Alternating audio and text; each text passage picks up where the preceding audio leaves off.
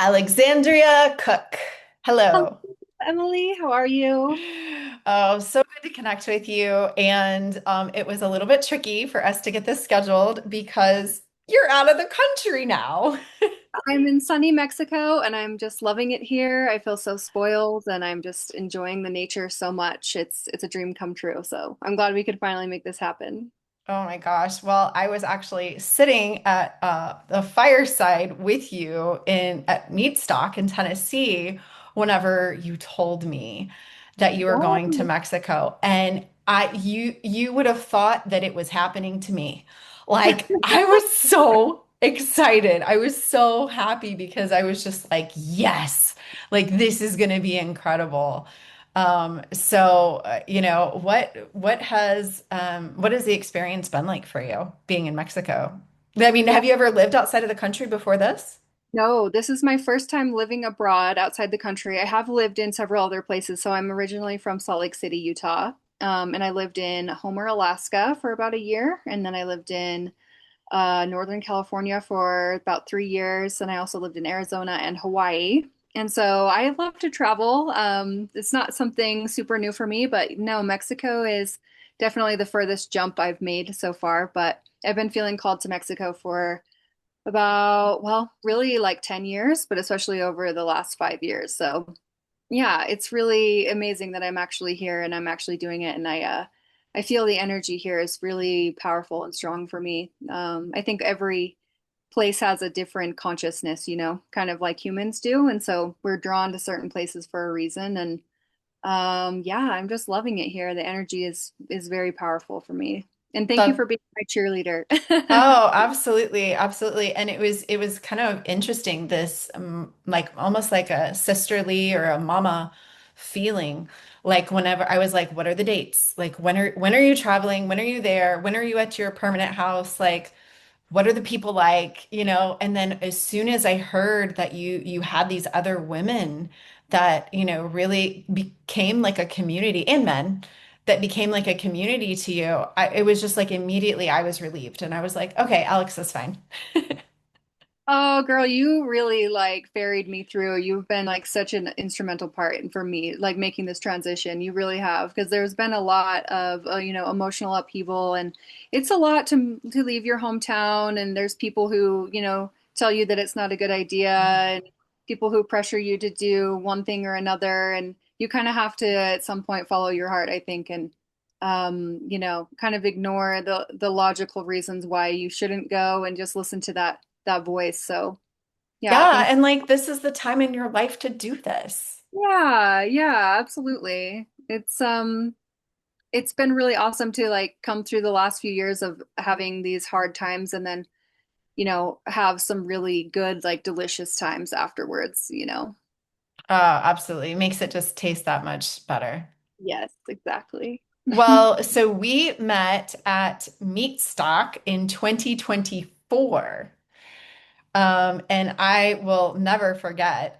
It was just like this instant sisterhood. It was just this instant connection. And then I got to do yoga with you, and you kicked my ass. Like you totally kicked my, it was like early in the morning. I'm like, oh, this will be soft and everything.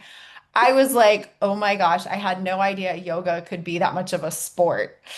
Yeah. So how did you get involved with Meatstock? So I got involved with Meatstock in 2022. It was the summer of 2022. I was watching a video. It was an interview that Scott, the person who puts on Meatstock, he was interviewing Dr. Sean Baker. And I was getting really into the carnivore space because I had been experiencing some pretty severe health issues. And I didn't know what was going on at that point. I didn't know why I was experiencing these issues, what kind of illness I had. But my sister, she actually encouraged me to try the carnivore diet because she had some gut issues and she was having a lot of success on it. But at the time, I was vegetarian. So I had been vegetarian for 15 years, besides, some fish and occasionally. And so, I was super resistant to it. I was like, no way in hell, I'm not doing that. And I got to the point where I was pretty miserable, and so I was willing to kind of experiment. So I did the carnivore diet, and it was about 2 weeks in, and almost all of my symptoms had completely disappeared. I So mean, when was that? this was the beginning of 2022, so spring of Wow. 2022. Yeah. And I had been dealing with these health issues for, I would say, about a year. And, they were progressively getting worse. And again, I didn't know what was going on. I had been tested for several autoimmune conditions and nothing was showing up. I actually had some doctors, like my primary care physician, he suggested that I get on antidepressants because that was my issue, Mhm. apparently. Um, Of and so course. yeah, I tried the carnivore diet. It was working for me. And so I started trying to learn more about, what might be going on, gut issue kind of things. And so I was watching an interview that Scott Eveson was doing with Sean Baker, and he was advertising his group, his like support group for people with chronic conditions on there. So I decided to join because I wanted to learn more. And I'm the type of person that just gets like, I need to like get to the bottom of things. Like I can't just, like, oh, the carnivore diet works and I'm gonna just keep going. I need to like understand what's happening. So I joined his group, and this was before Meatstock was even a thing. So I got in, before it became this amazing thing that it's become. And I got to know Scott and a lot of the coaches. And then from there, he invited me to come teach yoga at the first Meatstock convention. Yeah, in Tennessee. So I got to go there 2022, or no, I think 2023 was the first one. It was really small. And then yeah, I came back for 2024, and that's where I met you. Yay. And then I was blown away with going from 2024 to 2025, how big it got. Yeah, Um, absolutely. I That was know. a Yeah. huge change because you and I were having trouble like regulating our central nervous system even in 2024 with the smaller group. We would just go out on the patio that just overlooked the trees, and we would just be like, "Hey, can we just sit here and not talk?" Like we just needed to like unpeople for a second, and we would just breathe and just be with the trees, and it was just like that was our medicine. And then to jump into 300 plus people, and then it's going to be like on steroids in 2026. I heard the room capacity is like 1,500. Wow. Yeah. So, yeah. It's amazing to see how things can grow so quickly. It's really inspiring, right? Yeah. Yeah. So, you have been a yoga instructor, and I mean, I can imagine the benefits of that. But what did you find whenever you incorporated your practice, or did you have yoga before you got sick? Yeah, so I was an instructor for about 5 years, and I had been studying yoga for a long time since my early 20s. So I'm in my mid 30s now. So it's been in part of my life for a long time. And in my early 20s, I discovered yoga, and it really helped me mentally, I would say, more than anything. It really helps me, stay sane and grounded. So I really fell in love with it because of that. I was going through some really hard times in my early 20s, like breakups and just crazy stuff with college and friends, and so it really became this sacred practice for me to calm myself down. And so I think that I've had kind of like dysregulated nervous system issues for a long time, and that can come from a lot of different things.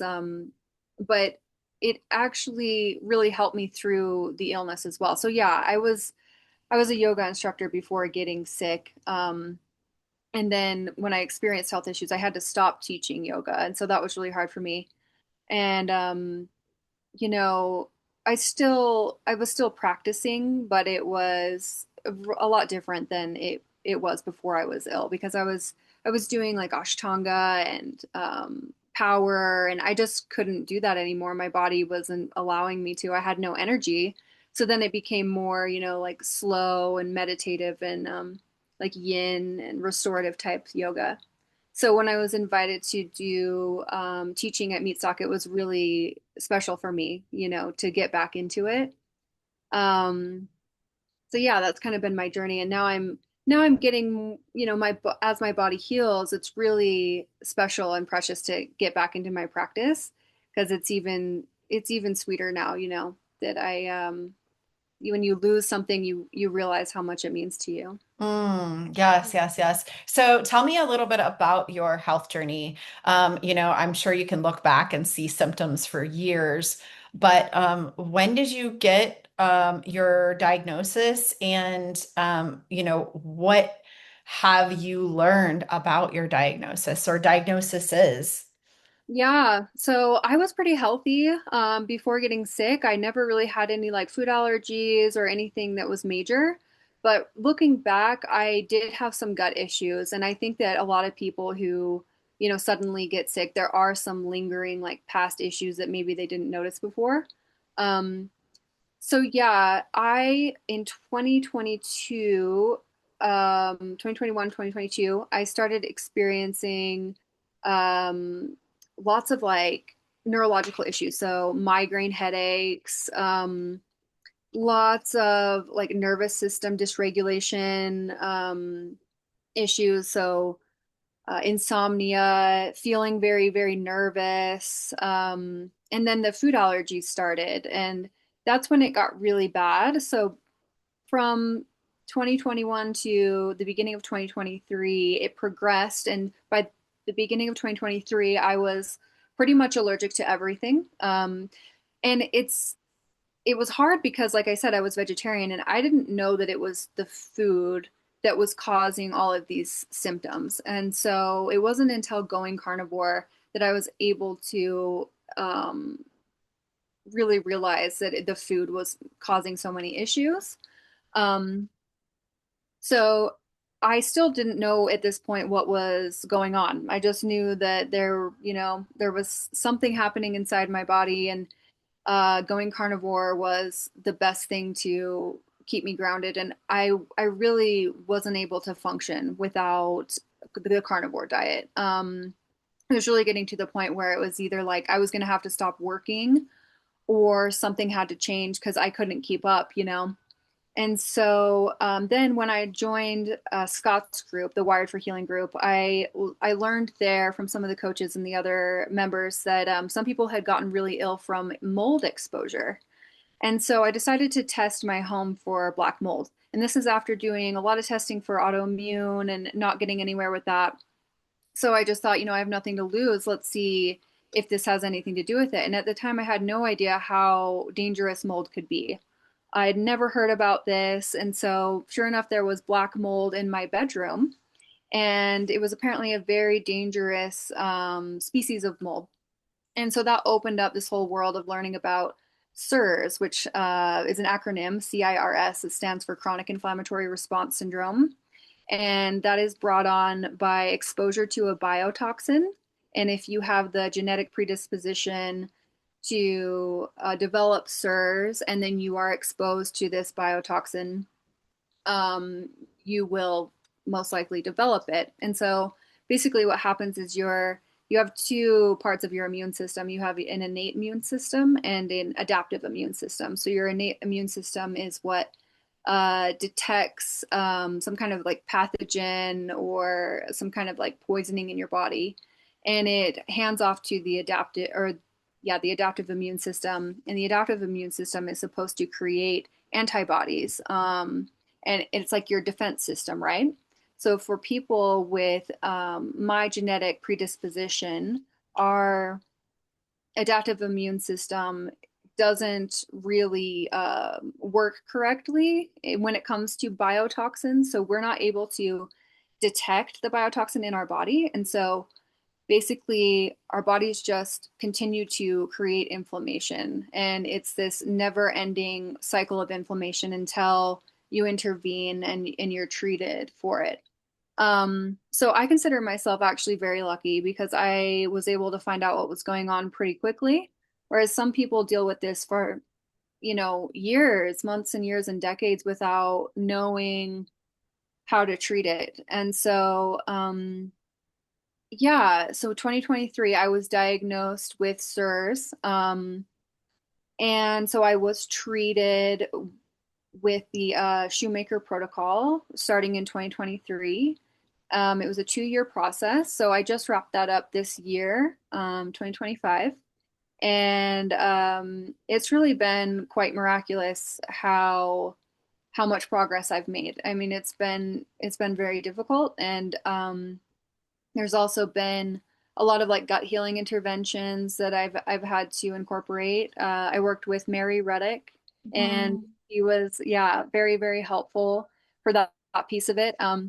Because what I've learned from getting to know other people with SIRS, it's never really just one thing. Like the Shoemaker Protocol is um, the basic, it's very foundational. But then there's a lot of other things that come into it. It's very complex. And one of the things I wanted to speak on was how a lot of people, almost all people that I've met and talked about or talked with who've developed SIRS, they actually also have a history of trauma. So either childhood trauma, they have a high ACEs score, or they go through a major trauma like right before getting sick, and they call it a priming event. So it can be like, a major stressor in your life, or a pregnancy, or a bacterial infection, or even a vaccination. But there's this element of emotional trauma that comes into it too. So not only like the gut healing protocols, but also, a lot of therapy has gone into my recovery, a lot of brain retraining, neuroplasticity. And so, yeah, now I'm at the point where I'm feeling very passionate about teaching people about this because it's still very under the radar. I mean, SIRS is becoming bigger, but there's a lot of people that still don't understand it, and a lot of doctors don't know about it. And like I said, I feel very lucky that I was able to find the people that pointed me in the right direction. But I know a lot of people out there are still suffering, and I got to a place that was so bad and so dark, especially on a mental health level. I was actually suicidal at one point, and so I think when like you go through something like that, um, that suffering really deepens your compassion and it makes you want to help others. So now I'm looking to help others with this because of how much I've learned. Yeah, and you were even saying there's not even an international code for Yeah, SARS. there's not even an international disease code yet. So as far as like insurance billing and lawsuits and court dealings, it's very hard for people to uh really get justice for this. And it's such a huge problem. So it's interesting. I actually used to work in insurance. I was an insurance agent. And so I know firsthand that a lot of these insurance companies, they don't even want to acknowledge how big of a deal mold can be because they know that it is. And that's why they don't pay out for it because it's such a huge problem. And it makes people very ill. And I think, it's easy for people to kind of dismiss it because they're like, oh, mold's everywhere. Like mold's outside, molds in nature, and it is. But I think the problem is these toxic materials that we're building our houses out of. Um, and because we are building them in a fashion now that's so about productivity and money and not really, you know, integrity, that creates a huge problem. So it's more about like the toxic glues and the materials that create this problem for people. Um, so yeah, they say actually that I think over 50% of all the buildings in the US have a mold issue. So it's very, very big. And 25% of people have the genetic predisposition to develop SIRS. So that's like Wow, 1 out of 4 people could be dealing with this. that's crazy. And then, so the biotoxin that you were talking about, that whenever that's introduced, is the biotoxin from mold or is it from other things or is it both?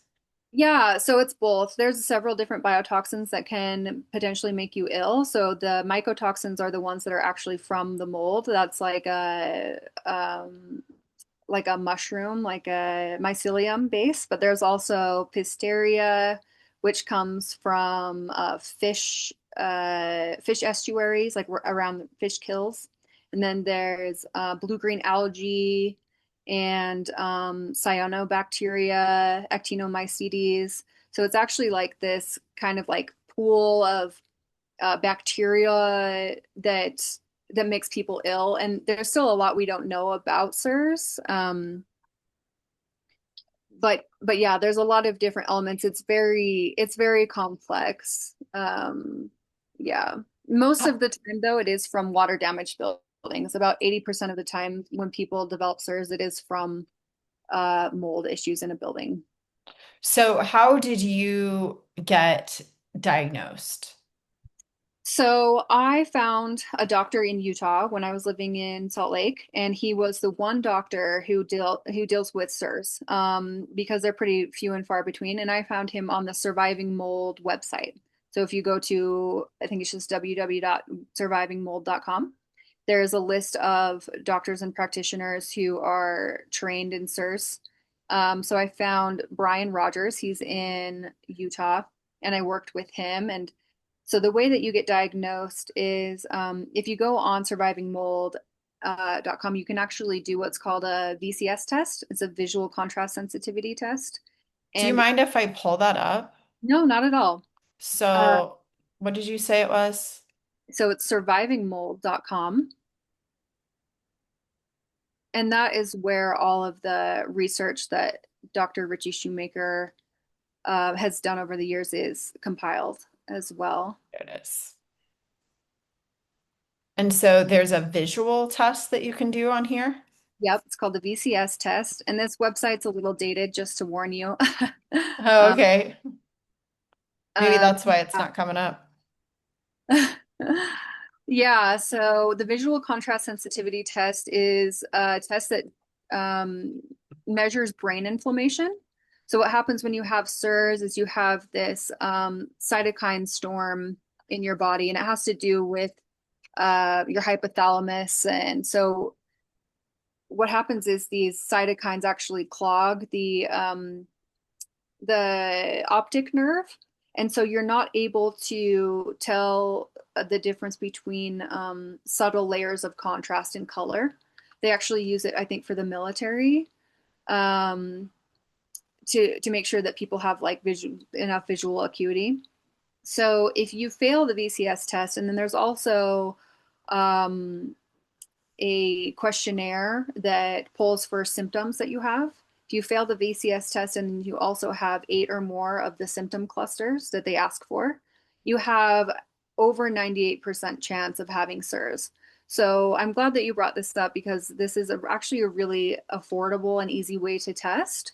And then from there, you want to get the genetic testing to see if you have the HLA genes that make you predisposed to developing it, but it's actually quite simple to get that diagnosis just from the website. Is Yeah. the genetic testing, is that through blood? Uh-huh. Yeah. Okay. Yeah. They do take a lot of blood at first. Yeah. And then that's the nail in the coffin. But really, I think doing just the visual contrast sensitivity test in the questionnaire is a pretty surefire way to test for it. Got it, got it. And so once you got through that step with, you said Brian Rogers, Mhm. and he confirmed that it was CIRS. What did he go have you go right into the Shoemaker Protocol, or what was the next step for your healing? Yep. Yeah. So the first 3 steps of the Shoemaker Protocol are probably the most important. So you have to remove yourself from exposure. That's the most important thing. So, yeah, I moved out of the house I was living in. I was in a few Airbnbs for a while until I found a safe place. And I actually had another mold exposure in one of the Airbnbs. And it was interesting to have that experience because so many of my symptoms started worsening again. So I felt so much better getting out of exposure. And then, yeah, getting back into mold, it was like the universe was telling me, like, yes, this is it. Because you still kind of have, or at least I did. I had a lot of resistance to the idea because it was still so odd to me. I was like, no way, like this can't be the reason why I'm so sick. And yeah, sure enough, it was. So I got out of exposure, and then they put you on a binder. So it's a bile acid sequestrant because what happens with CIRS is because your adaptive immune system isn't creating the antibodies to clear out the infection or like the toxins in your body, it just continues to recycle. So it will be in your bile, and then it gets reabsorbed by your gut. So what you have to do is intervene with a bile acid sequestrant that takes those toxins out of your body. And so I was put on that, and then there's actually 12 steps to the protocol. It's quite complicated. I really think that Dr. Richie Shoemaker deserves like a Nobel Peace Prize for this or something like that. He was able to figure it out. It's pretty amazing. So yeah, it's been a long journey. For most people, it takes about 2 years. And like I said, it's been not just the Shoemaker protocol, but a lot of other adjunct therapies as well. Um, and that's why I think that there needs to be more awareness, but also more practitioners that work with people because it's so complex. Because And it's like I was, overwhelming because like your body is in this, what do you say, cytokine storm. Mhm. And then you're like, okay, I can't have a three-step process thought. So Yes, how am I supposed to, number one, get to the diagnosis and number two, get to the treatment? yes. Like my brain is not working. Yeah, I'm so glad you brought that up because overwhelm, like that word is actually so perfect because that's what a lot of people experience because not only does it, affect your organs and stuff, but it also affects your nervous system. It has a direct impact on your central nervous system. So you have just crazy mood swings and times where you really can't think because your brain isn't working properly. So in order to like take it all in and then also move through the 12 steps and also do what you have to do to get out of exposure is a lot, and it takes a lot of support, for people. So um yeah, like I said, I think the worst part for me was really the mental health part, and I think there needs to be more awareness around that as well because I'm sure there's people out there that think that they just have mental health issues because of maybe past trauma, or they just can't get over things, and they internalize that and take that on themselves. But there's actually like medical reasons why you could be having severe depression, severe anxiety. Yeah. Yeah, and when the doctor's solution is just take an antidepressant, Yeah. you Yeah. And know. they don't know how to look further after doing the autoimmune panel, and they know nothing about environmental toxins. And environmental toxins are really huge in our world right now. There needs to be more awareness around that because we have got mold and we've got all of these buildings built out of these toxic materials, and we're wearing all these toxic materials and we're breathing them and we're cleaning with them. And it's like, yeah. Yeah.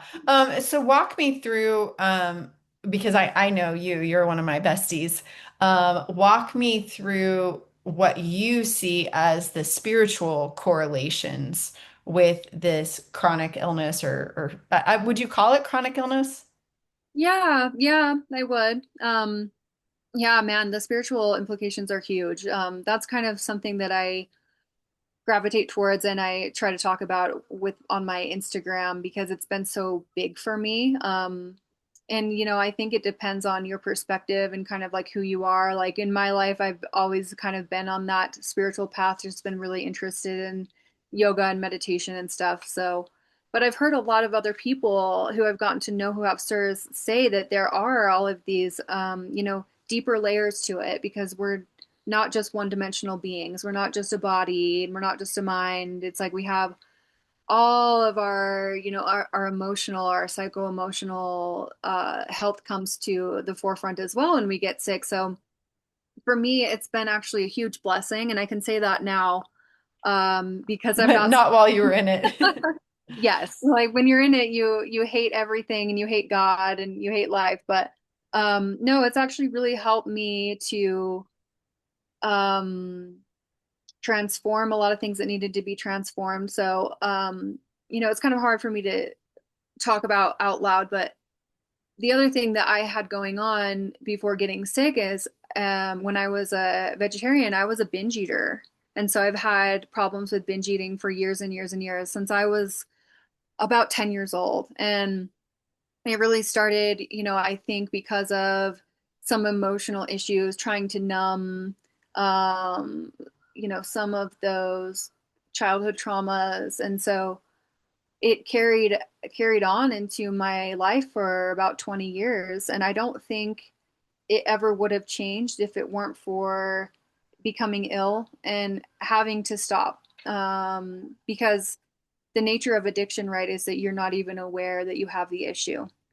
And so it was really incredible for me to go through this experience and realize that I had this thing in my life that it was it was such a big part of my life, and yet I didn't even acknowledge it. I wasn't even aware. And here I am as this yoga instructor, this like meditator, and I think I'm so enlightened, but no, it's not until you really like encounter these tragedies that I think the real spiritual lessons come.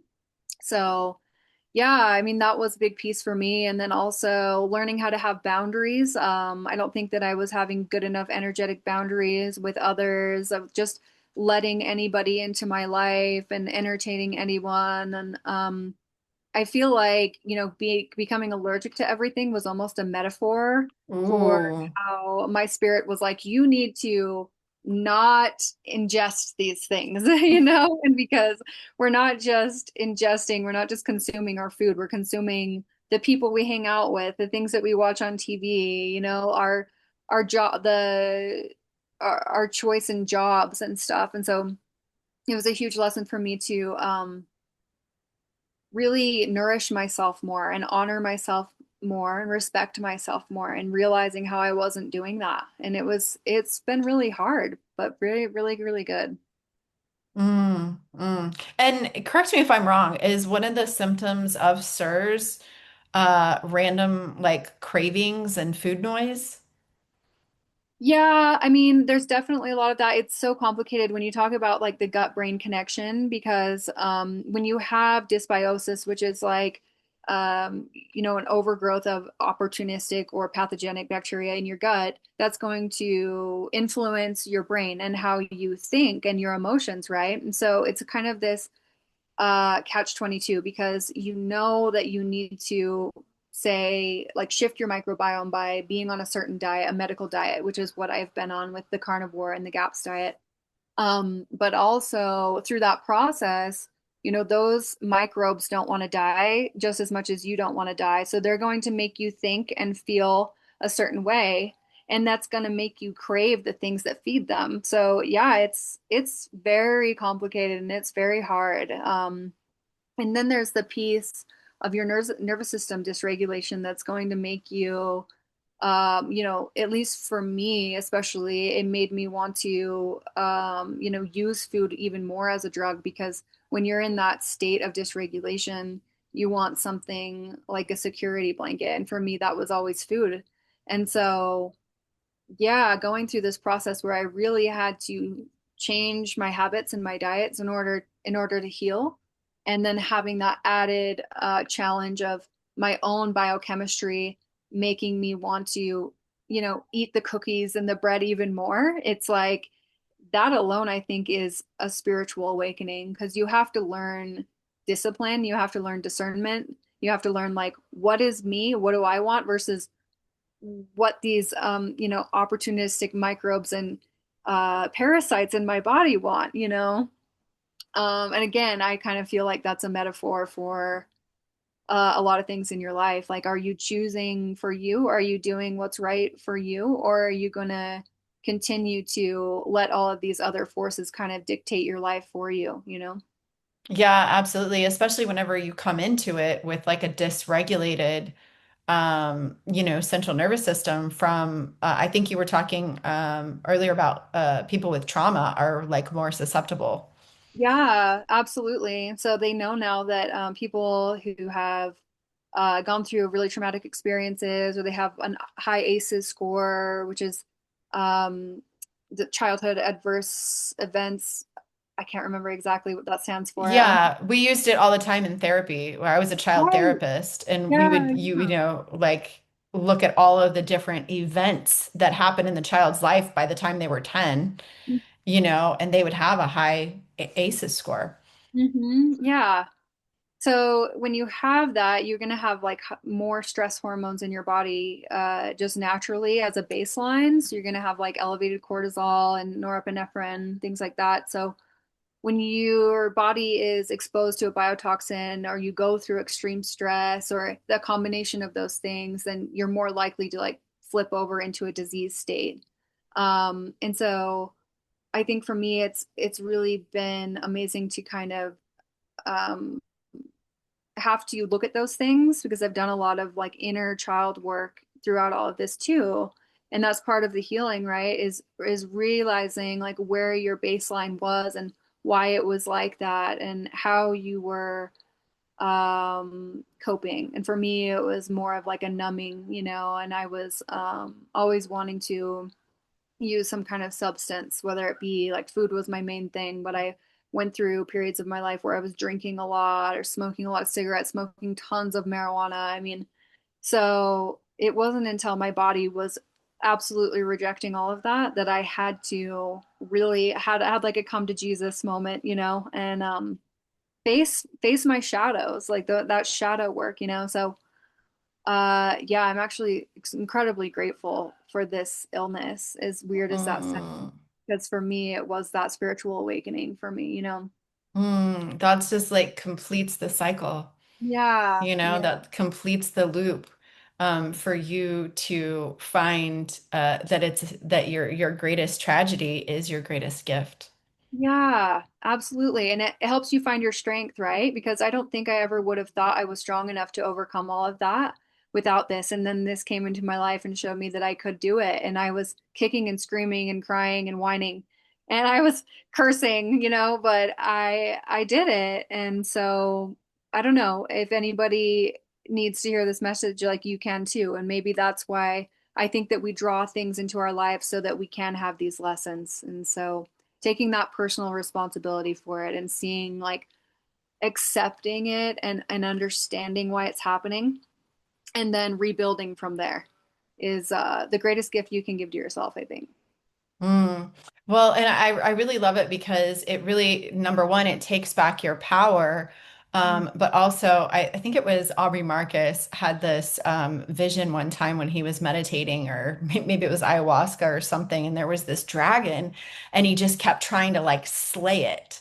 And Mhm. and he kept trying to kill it, and he would cut it up into all these pieces, and it would just come back together. And then finally, after like the 10th time of him killing this dragon and it comes back, he just kissed it on its nose Oh, and I love it that. just dissipated. Oh, yes. Like it evaporated. And Hmm. so I think that sometimes that's the message that we need to get is thank you for CIRS. Thank you for this. I appreciate it. That is the true alchemy. Whenever we can absorb it and make it our strength, not, the thorn in our side. Yeah, absolutely. I love that you just said that, because you have to really realize like what the root of your shadows are and get honest about that instead of just trying to push them away. And like I said, for me, it's amazing to realize how I wasn't even aware of all of these shadows that were gnawing on me. And so, yeah, like here in Mexico, we're approaching the Dia de los Muertos, the Day of the Dead, and Oh, wow. yeah, Do they do contemplate. like a big celebration? Oh yeah, it's huge. And where I am I'm in Oaxaca state, and so it's really, really big here. Yeah. It's actually I think the biggest celebration in Mexico, but I love that they honor the dead, and it's a lot about shadow work as well, like really embracing those parts of you and integrating them. And not being afraid to talk about it. Like that's been, I think, something that I've felt very called to just talk about it. Because a lot of people deal with these kinds of things.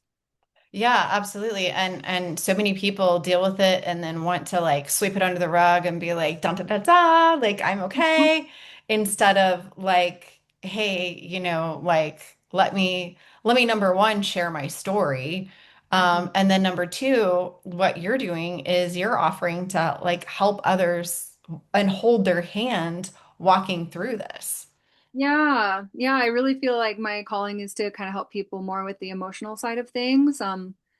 And that's kind of what I've been trying to do with my message on Instagram too, is because I was a yoga instructor for many years, and it tends to be in the yoga and meditation circles. A lot of people are vegetarian, right?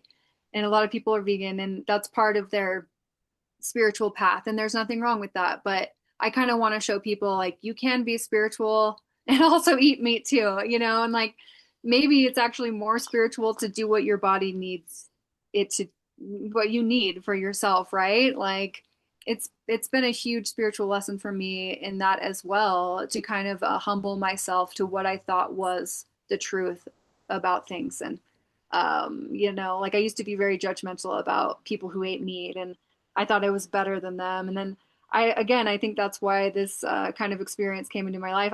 I drew it into my life so that I could dissolve those preconceived notions and actually become more spiritual, because it's all about humbling yourself, right? Yeah. Absolutely, absolutely. And so what foods do you feel best on now? I'm sure that's changed over the years. But what are the foods that really nurture and heal your body right now?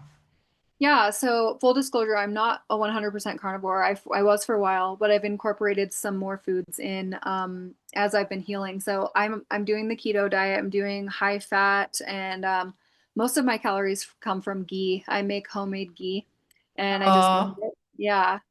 And so I'm eating, a few vegetables, and then lamb. Lamb is my best friend. I love it.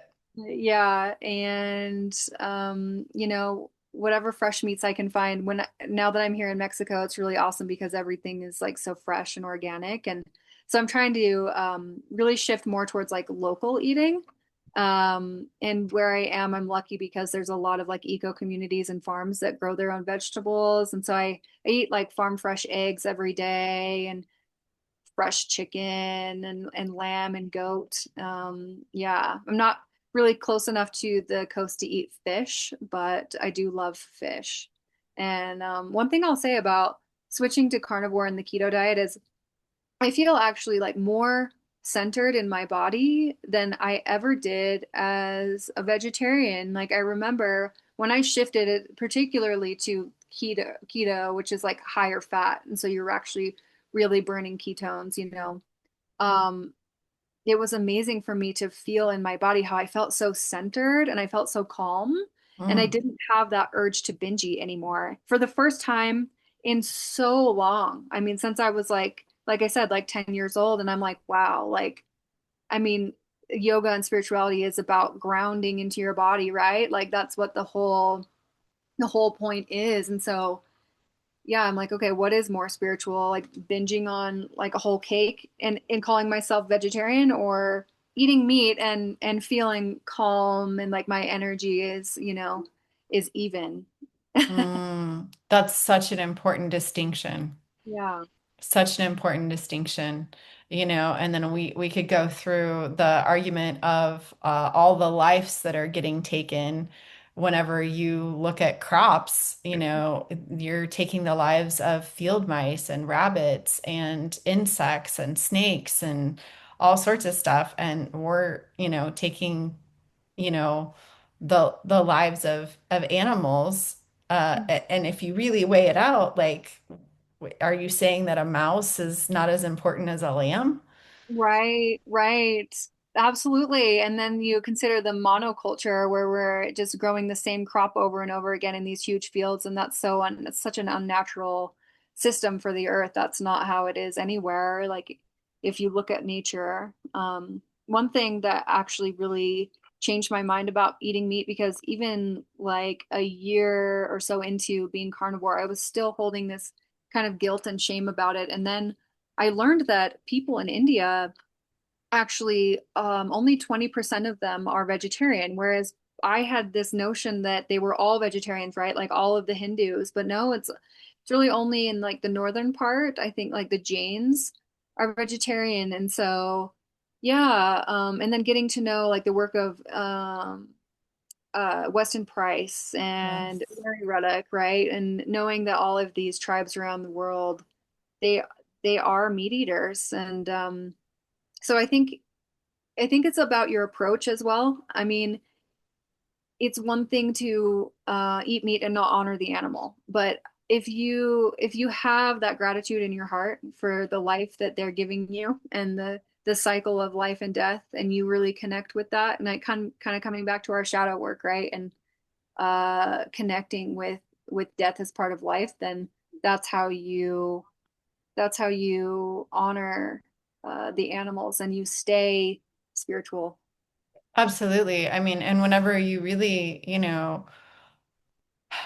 go into like the Tao and the yin and the yang, and it's all for our good. It's not like we need to push away, any darkness. We need to embrace it, Mhm. and allow that assimilation of the light and the dark. Exactly, exactly. Knowing that you can't be alive without death. You can't, Exactly. yeah.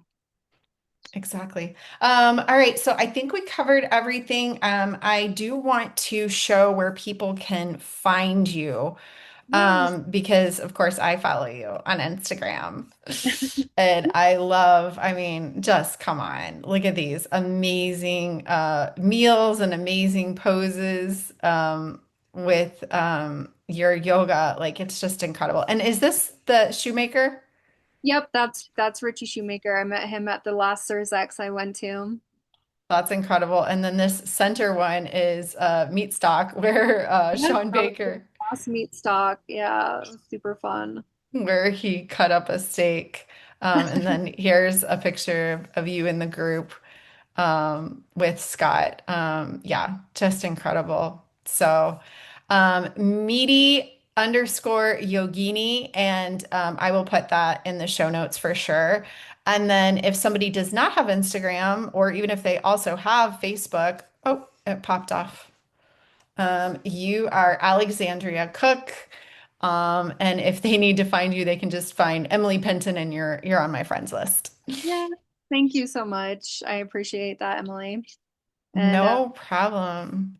yeah, like I said, I really am so passionate about helping people. So if anybody wants to reach out, I do some like coaching, CIRS coaching. I can point you in the right direction, get you connected with people that can help you if you think you're dealing with CIRS. So That's awesome. That's awesome. Well, I can't thank you enough. I'm sorry that you had to be the pioneer and go before so many people. But thanks for taking one for the team, so that you can really incorporate this into everybody's healing journey that comes behind you. thank you. And thank you so much for your friendship. And girl, I am so excited about you spending this time in Mexico, because I'm living vicariously through you. Oh, well, you should come visit me anytime. I would love to. I would love to. All right. Well, thank you so much. Okay, bye. Bye.